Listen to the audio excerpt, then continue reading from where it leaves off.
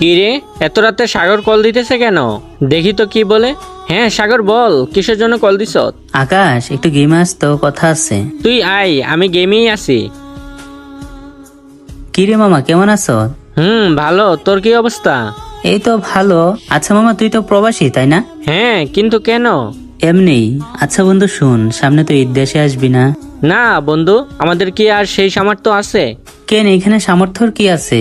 বন্ধু, আমরা তো গরিব, আর গরিবদের কিসের ঈদ আর দেশে যাওয়া? তাই বলে দেশে আসবি না? আর আমাদের কথা বুঝি তোর মনে পড়ে না? মনে পড়ে, কিন্তু কি করব বল, পরিবারের সুখের জন্য সবকিছু ত্যাগ করতে হয়। আচ্ছা দাঁড়া তো, সাব্বির অ্যাড দিচ্ছে। কিরে আকাশ, কি অবস্থা? এই তো ভালো, তোর? হ্যাঁ ভালো। আচ্ছা বন্ধু, তুই তো প্রবাসে থাকস, সামনে তো ঈদ, সালামি দিবি না? বন্ধু, তোদের জীবনটাও কত সুন্দর তাই না? আর মাত্র কয়েকদিন পরে সবাই শহর থেকে গ্রামে ফিরবে, নিজের ফ্যামিলির সাথে ঈদ করবে। আমাদেরও তো মন চাই পরিবারের সাথে ঈদ করি, কিন্তু দেখ, হাজারবার চাওয়ার পরও নিজের মা বাবাকে একটাবারও ছুঁয়ে দেখতে পাই না। কিন্তু কি আর করার, কারণ ওই যে প্রবাস নামের জেলখানায় বন্দি।